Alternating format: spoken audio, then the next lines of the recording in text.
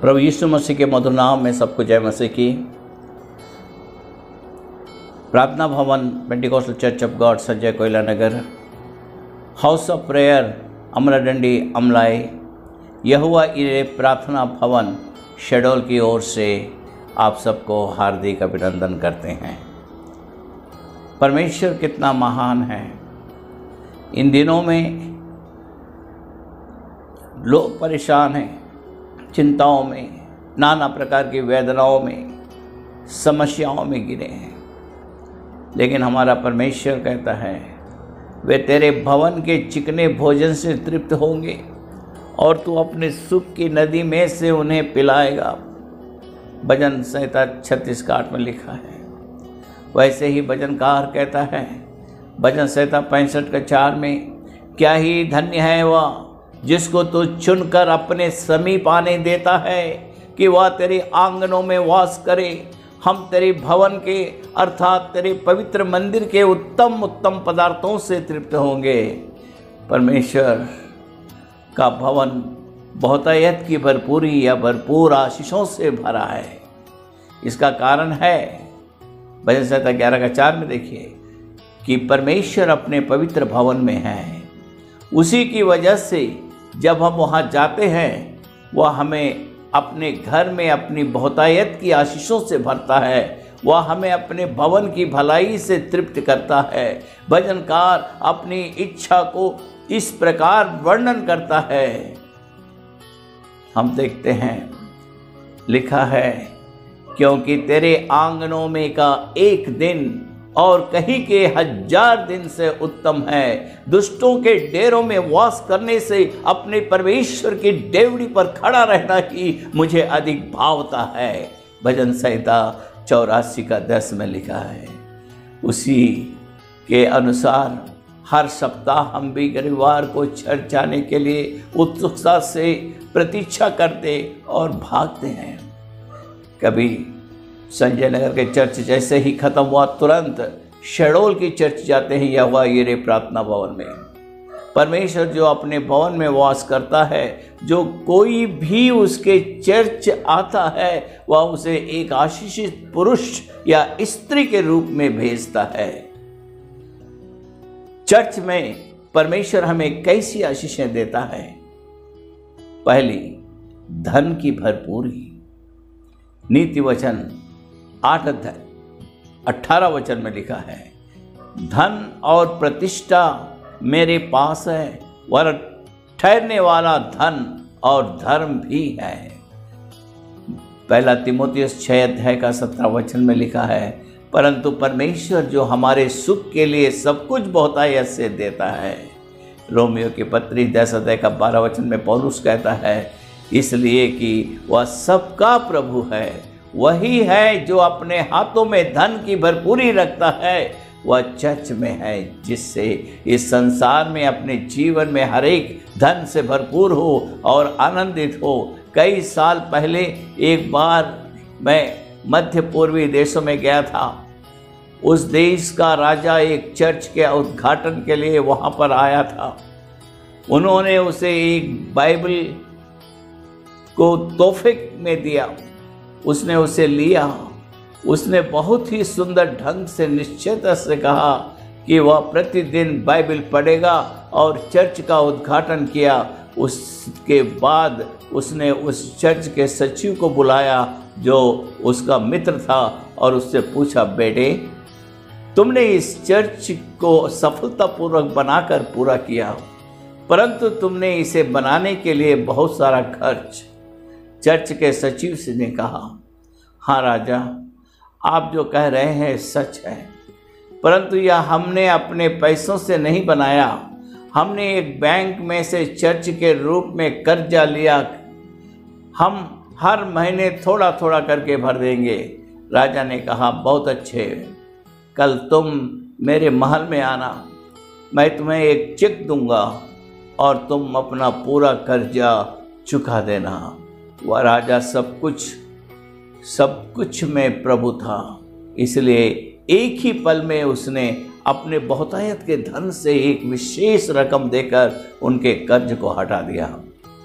हमें भी एक ऐसा राजा है, वह सब कुछ में प्रभु है, वह राजाओं का राजा है, वह हमारा प्रिय उद्धारकर्ता यीशु मसीह है। वह अपने पवित्र भवन में जी उठा है, उसकी उपस्थिति में बहुतायत का धन है। यद्यपि वह धनी होकर भी तुम्हारे लिए कंगाल बन गया, ताकि उसके कंगाल हो जाने से तुम धनी हो जाओ।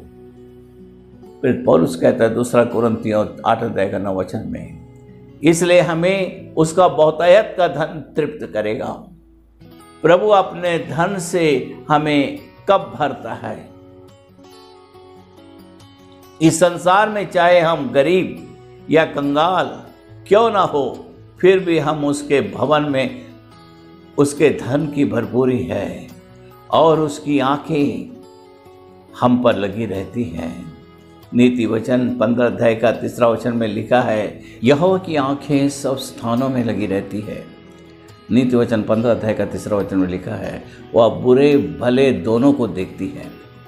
देख, यहोवा की दृष्टि सारी पृथ्वी पर इसलिए फिरती रहती है कि जिनका मन उसकी ओर निष्कपट रहता है, उनकी सहायता में वह अपनी सामर्थ दिखाए।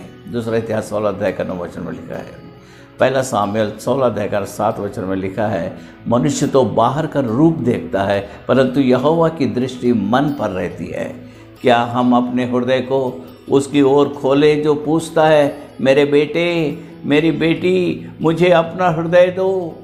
नीति वचन 23:26 में लिखा है, आओ मैं तुम्हारे हृदय में अपने धन से भरपूर करूं।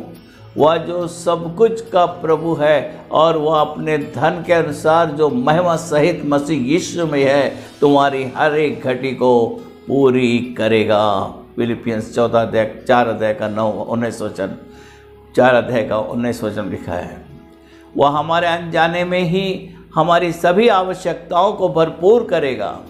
अपने स्वरूप की भरपूरी भजनकार कहता है, परंतु मैं तो धर्मी होकर तेरे मुख का दर्शन करूंगा। जब मैं जागूंगा तब तेरे स्वरूप में संतुष्ट होऊंगा। भजनकार कहता है भजन 17:15 में। उसके भवन में उसके स्वरूप से तृप्त होना ही आशीष की भरपूरी है। अपनी दैनिक आवश्यकताओं के शारीरिक रूप से सप्ताह के 6 दिनों के लिए कड़ी मेहनत करते हैं।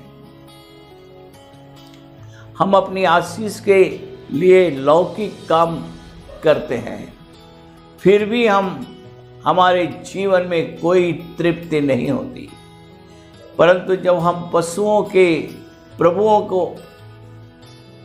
को आराधना करने, उसकी मधुर उपस्थिति का आनंद उठाने, उसका मुख देखने हर रविवार को चर्च जाते हैं, तब उसके चर्च में हमें पूरी तरह से तृप्ति करता है, जो 6 दिनों के लिए कभी भी नहीं होता। इसका कारण यह है कि जब ईश्वरों का परमेश्वर का स्वरूप हम पर राज्य करता है, तब हमारा हृदय पूरी तरह से तृप्त होता है। तभी तो भजनकार दाऊद पूरे हृदय से कहता है, मैं तो धर्मी होकर तेरे मुख का दर्शन करूंगा। जब मैं जागूंगा तब तेरे स्वरूप में संतुष्ट होऊंगा। हाँ, ईश्वरों का परमेश्वर के स्वरूप से दाऊद को पूरी तृप्ति मिली। सबोपदेश 6:7 में लिखा है, मनुष्य का सारा परिश्रम उसके पेट के लिए होता है, तो भी उसका मन नहीं भरता। सबोपदेश 3:9 में लिखा है, बाइबल हमसे हर सवाल भी करता है, काम करने वाले को अपने परिश्रम से क्या लाभ होता है। कुछ लोग आंसुओं से मुझसे कहते हैं, मैं सुबह 7 बजे काम कर जाता हूँ, शाम को अपना काम पूरा करने के बाद जब मैं अपने अधिकारी के पास या सूचना देने जाता हूँ कि घर जा रहा हूँ, वह मुझे एकटक देखता है और पूछता है, तुम इतना जल्दी में क्यों हो? कितनी हद तक मैं इसे सहता रहूं? कुछ और लोग कहते हैं कि उन्हें उसकी नौकरी से कोई तृप्ति नहीं है, फिर भी हम केवल एक मत के कारण संघर्ष करते हैं कि हम कमाकर अपने परिवार और बच्चों की देखभाल करें, फिर भी हमारे हृदय में कोई तृप्ति नहीं होगी। इसलिए जब रविवार आता है तो हम परमेश्वर के भवन को आनंद पूर्वक दौड़ते हैं। जब परमेश्वर ने अपने दास मूसा को आज्ञा दी कि इजरायलियों को मिस्र से कनान देश लाए, तब उसने कई बहाने बनाए, जैसे मैं बोलने में निपुण नहीं, मैं तो मुंह और जीभ का बद्धा हूं। फिर भी जब से प्रभु ने उसे चुना, उसने इस्राएलियों की अगुवाई करने की जिम्मेदारी दी। जब वे मिस्र से कनान देश जंगल के द्वार आ रहे थे, तब मार्ग में वे मूसा के विरुद्ध बगावत की, वे परमेश्वर के विरुद्ध बड़बड़ाने लगे। उसे यह सब कुछ सहन नहीं हुआ। मूसा ने प्रभु को यह कहकर शिकायत की, क्या ये सब लोग मेरी ही खोक में पड़े थे? क्या मैं ही ने उनको उत्पन्न किया? तो मेरे प्राण एकदम से ले ले, जिससे मैं अपनी दुर्दशा ना देखने पाऊं। हाँ, उसे अपने कार्य में कुछ भी आनंद, शांति और तृप्ति नहीं थी। उस परिस्थिति में भी जब मूसा मिलाप वाले के तंबू में उससे बातचीत करने गया, तब उसने प्रायश्चित के ढकने पर से जो साक्षी पत्र के संदूक के ऊपर था, दोनों करूबों के बीच में आवाज सुनी जो उससे बातें कर रहा था, और उसने यहोवा से बातें की। गिनती 7 का 89। परमेश्वर तंबू में, माने चर्च, मूसा से आमने सामने प्रत्यक्ष होकर बातें करता था। गिनती 12 का 8। वह यहोवा का स्वरूप निहारने पाता था और तृप्त होता था। एक लौकिक कार्यों, अत्यधिक दुख और वेदना को सहकर अपने हृदय में अतृप्ति लेकर चर्च आते हैं, परंतु प्रभु भोज के समय जब हम भय भक्ति के साथ प्रभु भोज में भाग लेते हैं, तब पासवान कहते हैं, यह यीशु की देह है जो आपके लिए तोड़ी गई है। हम ऐसा अनुभव करते हैं कि मसीह हमें अपनी छाती से लगा रहा है। जब पासवान हमें दाखरस या कहकर देते हैं, आपके लिए यीशु का लहू बहा है, उसका क्रूस पर का दृश्य हमारी आंखों के सामने आता है, क्योंकि प्रभु भोज के समय पासवान जो हमें रोटी और दाखरस देता है, तो उसमें हम परमेश्वर के स्वरूप और उसके प्रेम को देखते हैं। इससे हमको तृप्ति होती है, इससे हमारे टूटे हृदय को चंगाई और शांति मिलती है।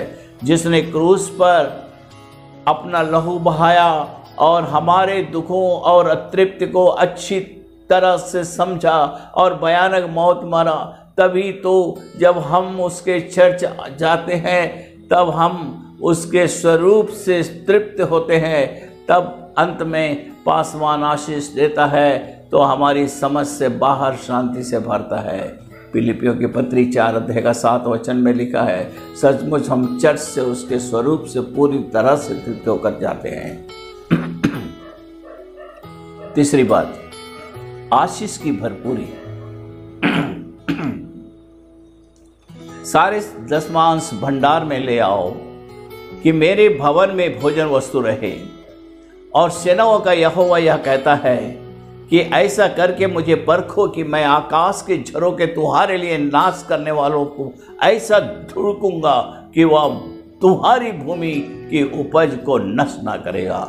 मलाकी 3 का 10 में लिखा है, घर में ध्यान से पढ़ लीजिएगा। हाँ, यह परमेश्वर की इच्छा है कि जो कोई भी चर्च को अपना दशमांश हिस्सा देगा, उन पर वह इस तरीके से अपरंपार की आशीष की वर्षा करेगा। क्वेश्चन यहाँ पे किसे दशमांश देना चाहिए? चर्च को दशमांश देना ना केवल हमारे लिए आशीष लाता है, बल्कि हमारे पासवानों और याजकों के लिए भी आशीष लाता है। प्रभु ऊपर चर्चित वचन के आशीष को चर्च के लोगों को देना चाहता है। इसके अलावा नीचे चर्चित वचन के आशीष को वह याजकों को देना चाहता है। जो इजरायली और यहूदी यहूदा के नगरों में रहते थे, वे भी बैलों और भेड़ बकरियों का दशमांश और उन पवित्र वस्तुओं का दशमांश जो उनके परमेश्वर यहोवा के निमित्त पवित्र की गई है, लाकर ढेर ढेर करके रखने लगे। अजर्या महायाजक ने, जो सदोक के घराने का था, उससे कहा, जब से लोग यहोवा के भवन में उठाई हुई भेंट लाने लगे, तब से हम लोग पेट भर खाने को पाते हैं, वरन बहुत बचा भी रहता है, क्योंकि यहोवा ने अपनी प्रजा को आशीष दी और जो शेष रह गया है उसी का यह बड़ा ढेर है। तब हिजकिय्याह ने यहोवा के भवन में कोठरियाँ तैयार करने की आज्ञा दी और वे तैयार की गई। दूसरा इतिहास 31 का 6, 10 और 11 वचन पढ़ लें। 3 दिन वर्ष के बीतने पर तीसरे वर्ष की उपज का सारा दशमांश निकाल कर अपने फाटकों के भीतर इकट्ठा कर रखना। तब लेवी जिसका तेरे संग कोई निज भाग या अंश ना होगा, वह और जो परदेशी और अनाथ और विधवाएं तेरे फाटकों के भीतर हों, वे भी आकर पेट भर खाएं, जिससे तेरा परमेश्वर यहोवा तेरे सब कामों में तुझे आशीष दे। व्यवस्था विवरण 14 अध्याय का 28 और 29 वचन लिखा है। तीसरे वर्ष जो दशमांश देने का वर्ष ठहरा है, जब तू अपने सब भांति की बढ़ती के दशमांश को निकाल चुके, तब उसे लेवी, परदेशी, अनाथ और विधवा को देना, कि वे तेरे फाटकों के भीतर खाकर तृप्त हों। और तू अपने परमेश्वर यहोवा से कहना, मैंने तेरी सब आज्ञाओं के अनुसार पवित्र ठहराई हुई वस्तुओं को अपने घर से निकाला और लेवी, परदेशी, अनाथ और विधवा को दे दिया है और ना भूला है। व्यवस्था विवरण 26 अध्याय का 12 और 13 वचन लिखा है। राजा दाऊद के भवन के लिए सोना, चांदी और पीतल तैयार किया, और दूसरी तरफ वह कहता है, हे ईश्वर मेरी रक्षा कर, क्योंकि मैं तेरा ही शरणगत हूँ। मैंने परमेश्वर से कहा, तू ही मेरा प्रभु है, तू ही मेरा प्रभु है, तेरे सिवा मेरी भलाई कहीं नहीं। पृथ्वी पर जो पवित्र लोग हैं वे ही आदर के योग्य हैं, और उन्हीं से मैं प्रसन्न रहता हूँ। भजनकार कहता है, भजन संहिता 16 1 से 3 वचन तक। इसके अलावा नए नियम में बाइबल यह भी कहती है, इब्रानिया 13 का 17 में भी, अपने अगुओं की आज्ञा मानो और उनके अधीन रहो, क्योंकि वे उनके समान तुम्हारे प्राणों के लिए जागते रहते हैं, जिन्हें लेखा देना पड़ेगा। वे ये काम आनंद से करें, ना कि ठंडी सांस से लेकर, क्योंकि इस दशा में तुम्हें कुछ लाभ नहीं। हाँ, यह आवश्यक है कि हम अपने चर्च के पासवान संतों और जो हमारे प्राणों के उत्तम रखवालों को अपना 10वां हिस्सा देते हैं। मेरी पढ़ाई के बाद मैं एक नौकरी की तलाश में था, लेकिन सब कुछ व्यर्थ निकला। अंत में मुझे अप्रशिक्षित शिक्षक के रूप में एक अस्थायी नौकरी मिली, जिसकी तनख्वाह 89 रुपये मैं अपने पिता के पास खुशी खुशी लाता था। जैसे ही मेरे पिता के हाथों में जाती, तो वे आंसुओं से यह कहकर प्रार्थना करते, हे प्रभु मेरे बेटे को और अधिक आशीष दे। वे उस तनख्वाह से 9 रुपये निकाल दे और एक विशेष पासवान का नाम लेकर कहते, बेटे, जिस पासवान ने तुम्हारी नौकरी के लिए आंसुओं से प्रार्थना की, उन्हें तुम्हें नहीं भूलना चाहिए। उन्हें ये 10वां भेंट के रूप में भेजो। उसके बाद उस पासवान को अपनी तनख्वाह में से भेंट को देना, एक नियमित आदत बन गया। दिन बीतते गए, एक गवर्नमेंट में सर्विस मिली। एक सुबह जब मैं काम पर जा रहा था, मेरा मन व्याकुल था। परमेश्वर के सच्चे दास का चेहरा मेरी आंखों के सामने आ गया, जिन्होंने मेरे और मेरे परिवार के लिए बोझ के साथ प्रार्थना की थी। तुरंत मैंने उसके शहर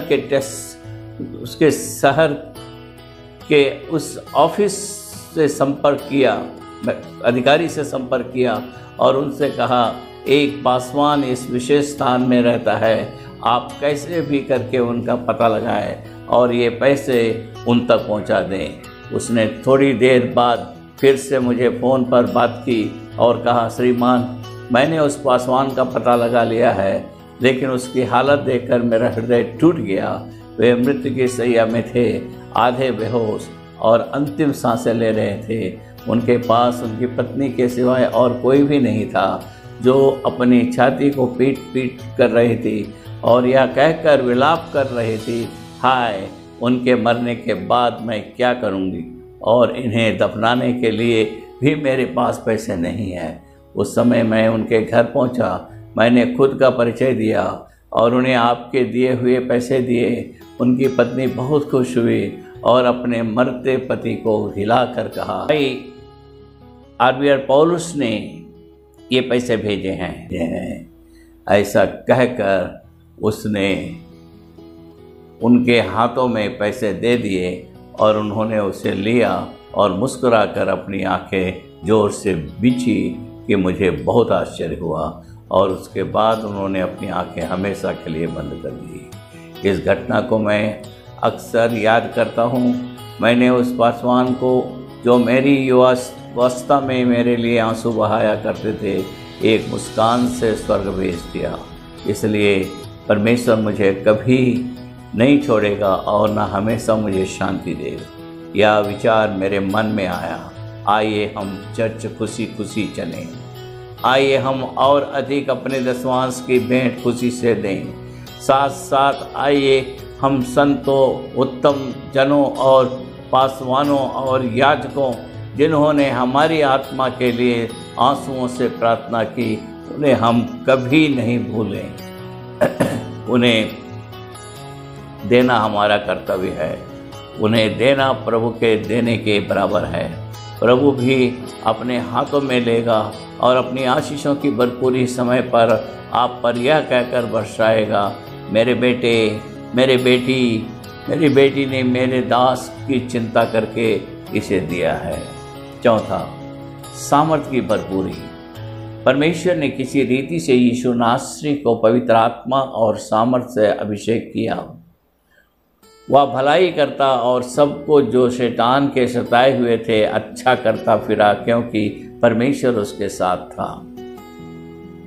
क्योंकि जिसे परमेश्वर ने भेजा है वह परमेश्वर की बातें कहता है, क्योंकि वह आत्मा नाप नाप कर नहीं देता। यूहन्ना 3 अध्याय का 34 वचन में लिखा है। परमेश्वर थकी हुई आत्माओं को देखता है जो चर्च जाते हैं। बाइबल कहती है कि जब हमारा अनुग्रहकारी प्रभु इस संसार में था, जब उसने बड़ी भीड़ को देखी, उसने उन पर तरस खाया, क्योंकि वे उन भेड़ों के समान जिनका कोई रखवाला ना हो, व्याकुल और भटके हुए से थे। मत्ती 9:36 में लिखा है। हम भी व्याकुल हृदय और प्यास लिए चर्च जाएं। मुझे भी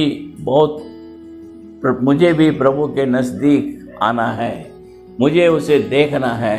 मुझे उसके संग संग चलना है। मुझे भी पवित्र आत्मा की भरपूरी की आवश्यकता है। मुझे पवित्र आत्मा के वरदानों की ज़रूरत है। मुझे अपनी सेवकाई सामर्थ्य रूप से करनी है। हे परमेश्वर, मैंने जो अनुभव पाए हैं वे काफ़ी नहीं हैं। जो प्रार्थना हम चर्च में करते हैं प्रभु सुनता है, वह हमें समय पर सामर्थ्य की भरपूरी देता है और देगा। परमेश्वर इन वचनों के द्वारा आशीष दे। प्रार्थना करें। प्यारे परमेश्वर, सर्वशक्तिमान दयालु पिता परमेश्वर, हम आपका धन्यवाद करते हैं आज के सुंदर दिन के लिए। आज के सुंदर वचन के लिए जितने भाइयों ने, बहनों ने, बच्चों ने, बुजुर्गों ने ये पवित्र वचन यूट्यूब के द्वारा सुने हैं खुदा, उनके जीवन में बहुत ऐसे तू आशीष दे और उन्हें तुझ में बढ़ने के लिए सामर्थ प्रदान कर। उनके घर में, उनके बच्चों में, उनके परिवार में तेरी आशीष आए और उनकी समस्याएं दूर हो जाएं। हर बीमारी से उन्हें चंगाई दे। अभी जो कोरोना वायरस बहुत तेज़ी से दौड़ रहा है वो भी खत्म हो जाए। सारी महिमा यीशु आपको देते हैं। जितनों ने प्रार्थना रिक्वेस्ट की है उन सब की ज़रूरतों को तेरे चरणों में रखते हैं, क्योंकि तू मांगने से पहले उनकी क्या ज़रूरत है जानता है। सहायता प्रदान कर। सारी आदर महिमा तुझको देते हैं, प्रभु यीशु के पवित्र नाम से प्रार्थना करते हैं, आमीन। हे हमारे पिता, तू जो स्वर्ग में है, तेरा नाम पवित्र माना जाए, तेरा राज्य आवे, तेरी इच्छा जैसे स्वर्ग में पूरी होती है वैसे इस पृथ्वी पर भी पूरी हो। हमारी दिन भर की रोटी आज हमें दे, और जैसे हम अपने अपराधियों को क्षमा किया है वैसे हमारे अपराधों को क्षमा कर, और हमें परीक्षा में ना डाल परंतु बुराइयों से बचा, क्योंकि राज्य, पराक्रम और महिमा सदा तेरे है, आमीन।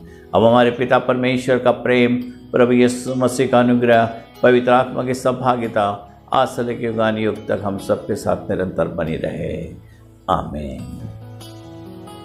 सबको जय मसीह की।